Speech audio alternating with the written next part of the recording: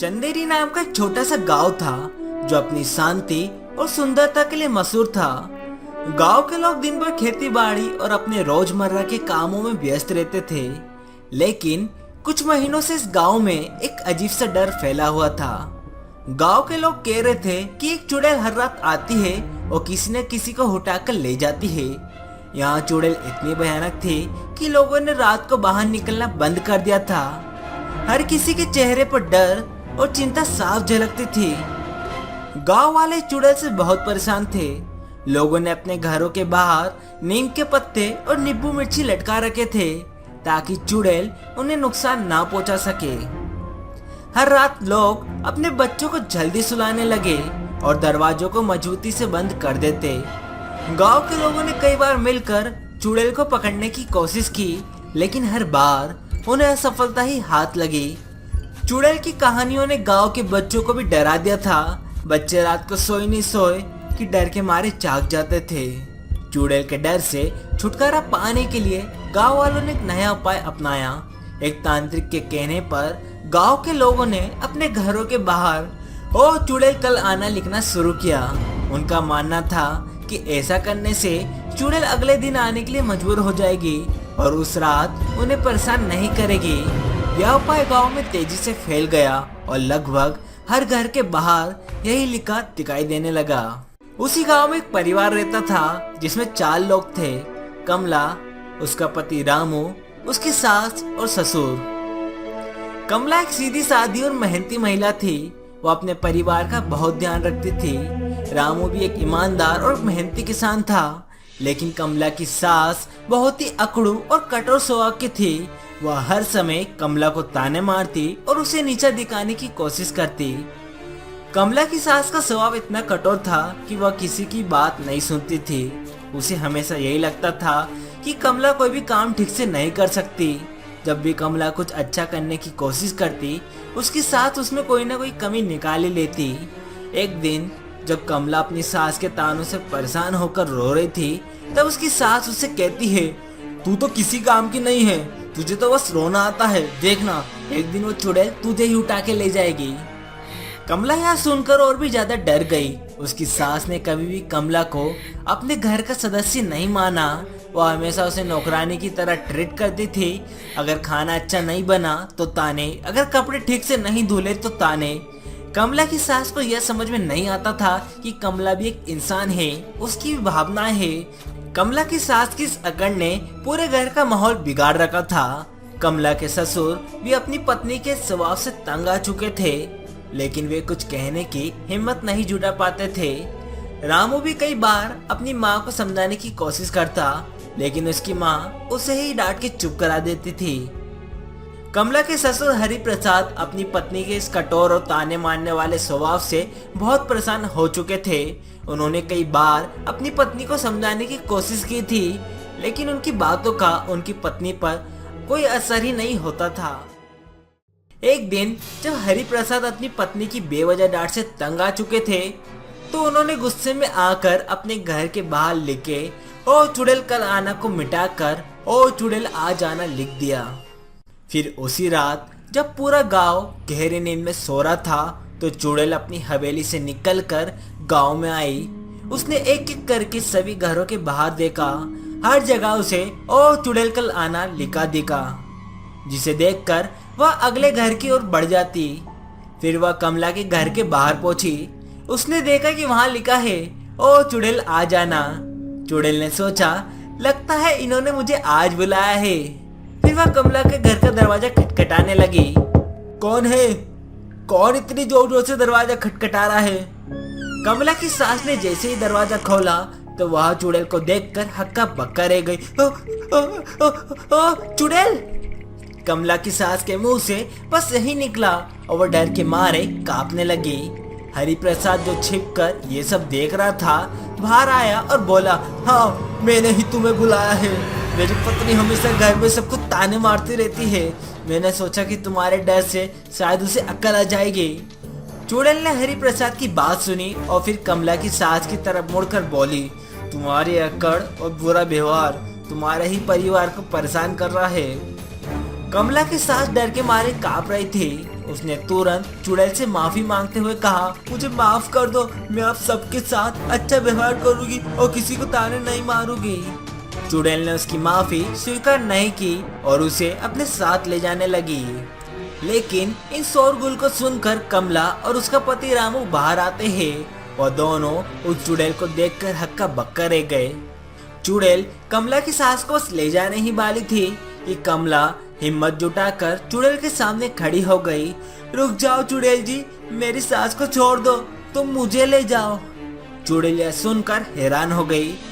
तुम्हारी सास ने तुम्हें इतने ताने मारे, इतना परेशान किया और फिर भी तुम उसे बचाने की कोशिश कर रही हो।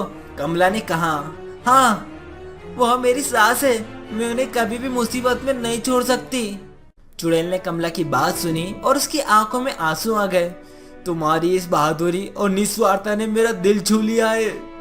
बहुत कम लोग ऐसे होते हैं जो अपने लिए अन्याय सहते हैं लेकिन दूसरों के लिए खड़े होते हैं। तुम्हारी सास ने तुम्हारे साथ कितना बुरा व्यवहार किया, फिर भी तुम उसे बचाने के लिए अपनी जान की बाजी लगाने को तैयार हो। यह तुम्हारे दिल की सच्चाई और अच्छाई को दर्शाता है। चुड़ैल ने कमला की ओर देखा और कहा, तुमने मुझे यह सिखा दिया कि हर किसी में अच्छाई होती है, बस उसे पहचानने और समझने की जरूरत होती है। तुमने अपनी सास के प्रति जो प्रेम और सम्मान दिखाया है वह अद्वितीय है। अब मैं समझ गई हो कि सच्ची शक्ति नफरत या डर में नहीं बल्कि प्रेम और करुणा में होती है। चुड़ैल ने कमला की सास की तरफ मुड़कर कहा, तुम्हें अपनी गलती का एहसास हुआ, यह तुम्हारे लिए एक मौका है। अब तुम अपनी बहू से प्यार और इज्जत के साथ पेश आओगी। अगर तुम ऐसा नहीं करोगी तो अगली बार मैं तुम्हें नहीं छोड़ूंगी। कमला की सास ने यह सुनते ही चुड़ैल के पैरों में गिरकर माफी मांगी और वादा किया वह अब से कमला को अपनी बेटी की तरह प्यार करेगी और उसे कभी भी ताने नहीं मारेगी। चुड़ैल ने एक बार फिर कमला की ओर देखा और कहा, तुम्हारी इस हिम्मत ने मुझे भी बदल दिया। मैं अब इस गांव को हमेशा के लिए छोड़कर जा रही हूँ, लेकिन याद रखना हमेशा अपनी अच्छाई और साहस को बनाए रखना। चुड़ैल के शब्दों ने गांव में एक नया अध्याय शुरू कर दिया। इसके बाद वह अदृश्य हो गई और उसके जाने के बाद गांव में फिर से शांति और खुशहाली लौट आई। कमला की सास का स्वभाव सच में बदल गया और वह अब सबके साथ अच्छे से पेश आती थी और किसी को ताने नहीं मारती थी और उसका परिवार फिर से एक साथ हंसी खुशी रहने लगा। गांव वाले भी राहत की सांस ले रहे थे कि अब चुड़ैल का डर खत्म हो गया है। इस घटना ने गांव वालों को भी सिखाया कि प्रेम, करुणा और साहस से बड़ी मुसीबतों का सामना किया जा सकता है और इस तरह चंदेरी में फिर से शांति और खुशी का माहौल बन गया। इस कहानी से हमें यह सीख मिलती है कि बुरा व्यवहार और ताने किसी के भी जीवन को कठिन बना सकते हैं। हमें हमेशा एक दूसरे के साथ अच्छे से पेश आना चाहिए और किसी को नीचा दिखाने की कोशिश नहीं करना चाहिए। अगर हम अपने स्वभाव को सुधारने और सबके साथ अच्छा व्यवहार करें तो हमारा जीवन और समाज दोनों ही सुखी रह सकते हैं।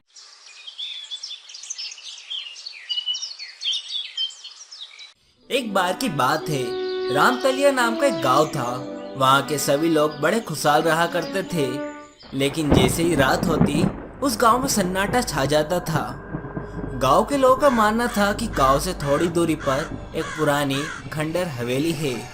लोग कहते हैं कि वहाँ एक स्त्री नाम की चुड़ैल रहती है जो रात होते ही गांव के किसी भी आदमी को उठाकर ले जाती थी। इसी वजह से गांव का कोई भी आदमी रात को बाहर निकलने की हिम्मत तक नहीं करता था। इस खौफ के कारण गांव में रात होते ही सन्नाटा छा जाता था। उसी गांव में मोहन और उसकी पत्नी लीला आते हैं। उन्हें वह गांव बहुत ही अच्छा लगता है, लेकिन उन्हें एक बात बहुत ही अजीब लगी। सभी घरों के बाहर बड़े बड़े अक्षरों में लिखा हुआ था, ओ चुड़ैल कलाना। तभी वो इसके बारे में गांव वाले से पूछते हैं, अरे भैया ये सब घर के बाहर क्या लिख रखा है, ओ चुड़ैल कलाना? भैया आपको नहीं पता है का? लगता है अभी अभी गांव में आए हो। हाँ भैया अभी अभी आए हैं। तो सुनो, कई साल पहले गांव के पास वाली हवेली में एक धनी परिवार रहता था। परिवार की बेटी अंजलि बहुत ही सुंदर और मासूम थी। उसकी शादी की तैयारी चल रही थी, लेकिन शादी के एक दिन पहले किसी ने उसकी बेरहमी से हत्या कर दी। अंजलि की मौत के बाद उसका पूरा परिवार इस गांव को छोड़कर पास के शहर में रहने चला गया। उस दिन से अंजलि की आत्मा हवेली में भटक रही है और हर रात वह किसी न किसी आदमी को अपना शिकार बनाती है। वह अपनी अधूरी इच्छा और बदले की भावना से भरी रहती है। गांव वालों ने इस भयानक स्थिति से बचने के लिए एक उपाय निकाला। उन्होंने अपने घरों के बाहर बड़े बड़े अक्षरों में लिखना शुरू कर दिया, ओ चुड़ैल कल आना। यह मान्यता थी कि यह वाक्य पढ़कर चुड़ैल अगले दिन आने का वादा करती और उस रात किसी को नहीं ले जाती। यह उपाय सफल भी हुआ और गांव के लोग रात को थोड़ी राहत महसूस करने लगे। भैया मैं तो बोल रहा हूँ, आप भी अपने घर के बाहर ये याद से जरूर लिख लेना। अरे भैया आप क्या अंधविश्वास बातों पर यकीन करते हैं, ऐसा कुछ नहीं होता है। लेकिन मोहन और उसकी पत्नी लीला को ये सब अंधविश्वास लगा और उन्होंने गांव वाले की बात को मजाक समझकर टाल दिया।